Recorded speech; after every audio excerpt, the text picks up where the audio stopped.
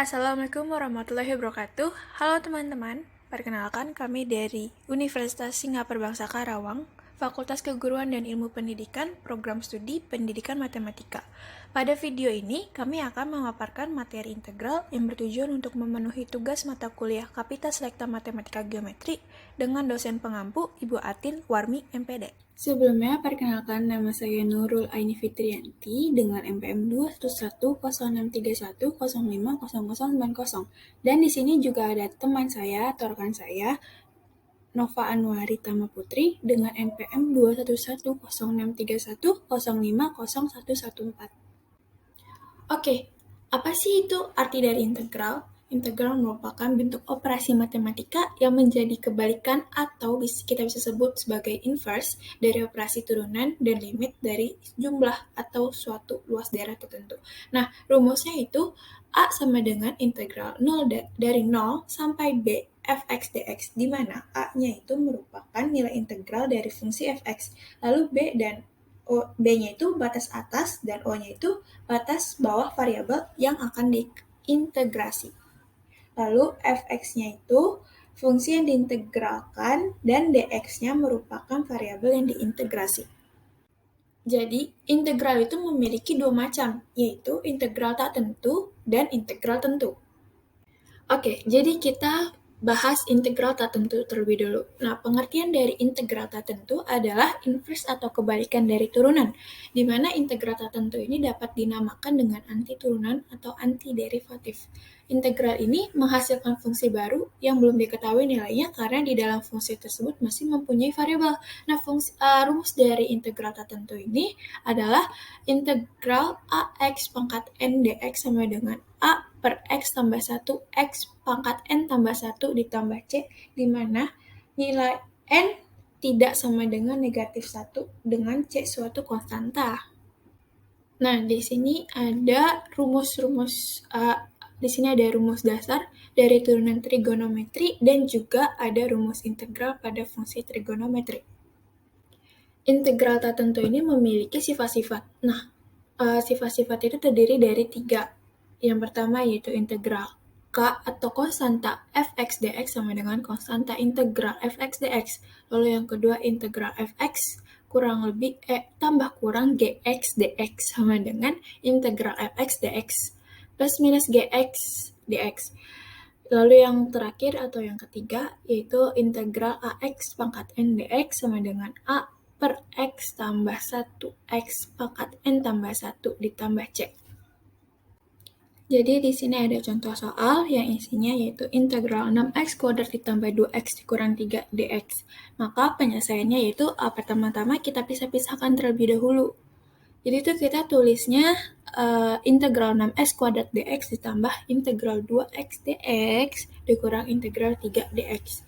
Nah, habis itu kita masukin ke rumus yang udah dijelasin tadi, yaitu rumusnya A per X tambah 1, X pangkat N tambah 1 ditambah C.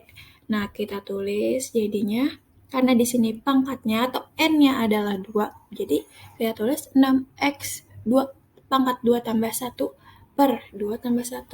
Sama hal seperti yang 2X, karena X itu 1, jadi kita pangkatnya itu 1 tambah 1, lalu dikurang, nah kan 3 ini kan nggak ada X, berarti kan kalau nggak ada X itu artinya X itu pangkat 0, jadi kita tulis 3X pangkat 0 tambah 1 per 0 tambah 1 ditambah C atau konstanta, maka hasilnya jadinya 2X pangkat 3 ditambah X pangkat 2 dikurang 3X tambah C. Oke, materi selanjutnya yaitu integral tentu. Nah, integral tentu itu artinya adalah jumlah daerah yang bentuk batasannya berupa kurva atau persamaan tertentu. Nah, integral ini sudah diketahui nilainya sehingga batas di dalam itu sudah jelas ditentukan. Nah, rumus dari integral tentu ini adalah integral dari A sampai B fx dx sama dengan fx dikali B dikali A sama dengan fb dikurang fa. Sama halnya seperti integral tak tentu, integral tentu pun juga memiliki sifat-sifat. Nah, sifat-sifat itu terdiri dari 5. Yang pertama yaitu integral dari A sampai A fx dx sama dengan 0. Lalu yang kedua integral dari A sampai B K dikali fx dx sama dengan K integral dari A sampai B fx dx, di mana K merupakan konstanta. Lalu yang ketiga integral dari A sampai B fx ditambah plus minus gx dx sama dengan integral dari A sampai B fx dx plus minus integral dari A sampai B gx dx. Lalu yang keempat itu integral dari A sampai B fx dx sama dengan negatif integral dari B sampai A fx dx. Lalu yang terakhir itu integral dari A sampai B fx dx ditambah integral C dari B ke C dari B sampai C fx dx sama dengan integral dari A sampai C fx dx. Oke, di sini ada contoh soal di mana soalnya yaitu integral dari 0 sampai 3 6x kuadrat dx. Maka penyelesaiannya oke. Di sini pertama-tama ada yang salah ya. Seharusnya di sini tulisannya integral dari 0 sampai 3 6x kuadrat pangkat 2 dx. Nah, jadi kita keluarin dulu namanya, kita pisah dari x kuadrat itu. Nah, jadi ditulisnya 6 integral dari 0 sampai 3 x kuadrat dx. Di situ jadi 6 dikali 1/3 x pangkat 3. Nah, habis itu kita substitusi nih ke 3 sama 0. Jadinya 6 1/3, 3 pangkat 3 dikurang 1/3 dikali 0 pangkat 3. Hasilnya adalah 54. Materi selanjutnya adalah teknik pengintegralan. Dalam teknik pengintegralan terdapat dua cara. Yang pertama itu substitusi dan yang kedua parsial. Bentuk umum untuk integral dengan cara substitusi yaitu integral FU turunan U terhadap X dx sama dengan integral FU du. Dan yang kedua itu bentuk umum dari integral parsial. Yang pertama itu kita misalkan Y sama dengan U dikali V. Dengan Y, U, dan V adalah fungsi dari X. Maka bentuk umumnya integral U dV sama dengan U kali V negatif integral V du. Nah, selanjutnya terdapat contoh soal untuk integral substitusi. Contoh soalnya integral X kuadrat dikurangi 1 dikalikan X ditambah 3 dipangkatkan 5 dx. Yang pertama, kita misalkan terlebih dahulu nilai U sama dengan X plus 3. Maka ketika kita pindah ruaskan untuk mencari nilai X, maka nilai X itu sama dengan U negatif 3. Setelah itu, maka kita dapat nilai integral U negatif 3 dipangkatkan 2, negatif 1 dikalikan dengan U pangkat 5 dx. Selanjutnya, integral U kuadrat negatif 6U ditambah 8 dipangkatkan U pangkat 5. Nah, setelah itu, nilai-nilai tersebut dikalikan dengan U pangkat 5, maka menghasilkan integral U pangkat 7 dikurangi 6U pangkat 6 ditambah 8U pangkat 5 dx. Nah, setelah itu kita turunkan menjadi 1/8 U pangkat 8 dikurangi 6/7 U pangkat 7 ditambah 4/3 U pangkat 6 plus C. Nah, selanjutnya kita masukkan nilai U, yaitu U sama dengan X plus 3. Maka 1/8 X plus 3 dipangkatkan 8 dikurangi 6/7 dikalikan X plus 3 dipangkatkan 7 plus 4/3 X plus 3 dipangkatkan 6 plus C.